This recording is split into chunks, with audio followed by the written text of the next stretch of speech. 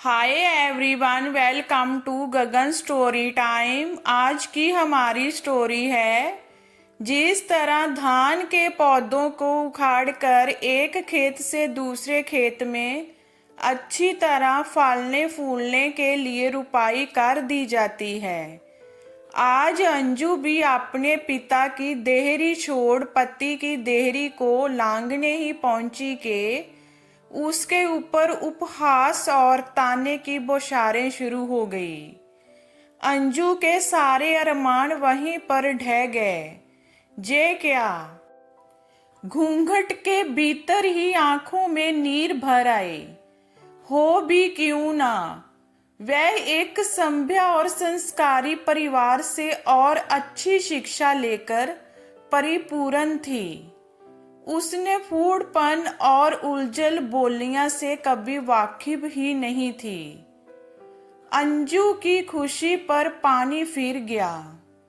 स्वागत की जगह अबधर पूर्ण सलूक जे क्या, मन ही मन सोचने लगी और बर्दाश्त कर लिया।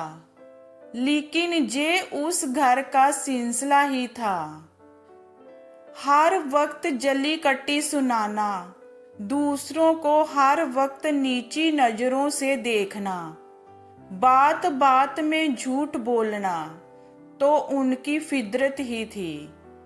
फिर भी अंजू को लगता था कि रमन कुछ इन सब बातों पर कुछ ठीक टिप्पणी कर समाधान निकालने की कोशिश करेंगे।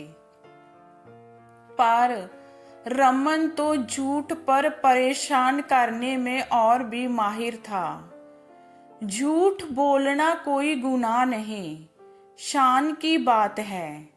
अंजू जब भी शिकायत करती, रमन कोई प्रतिक्रिया नहीं देता, क्योंकि जिस घर में सभी मन से अंधे ही हो तो फिर शिकायत करने वालों की हार हो जाती है।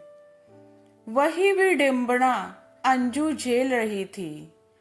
जब पाप का घड़ा भर जाता है तो खुद व खुद फूट जाता है। वही हुआ भी।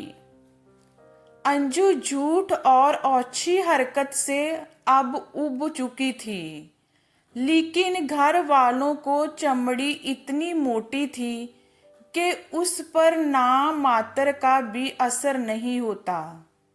रमन की बहन बहुत कम शिक्षा पाई है, फिर भी अंजू को कोई तवज्जो आज 10 साल की शादी में कभी नहीं मिला था।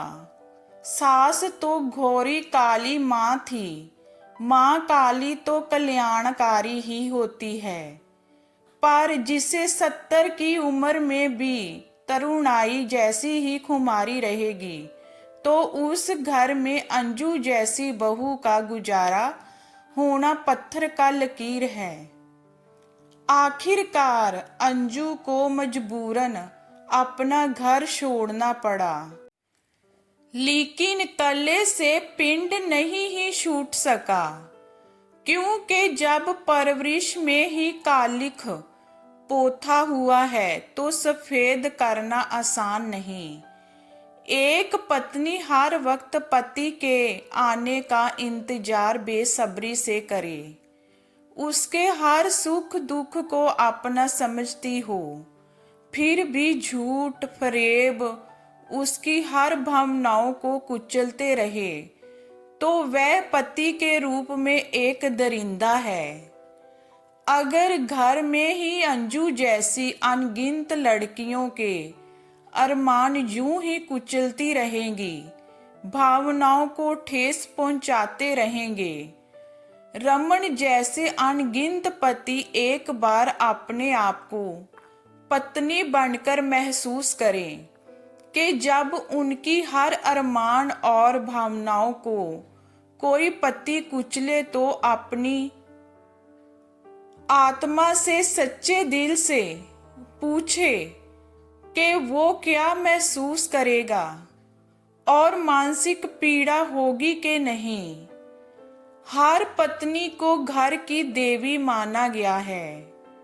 मूर्ति के रूप में पत्थर की देवी के सामने सर झुकाता है। पर पत्नी के रूप में इतनी क्रूरता क्यों?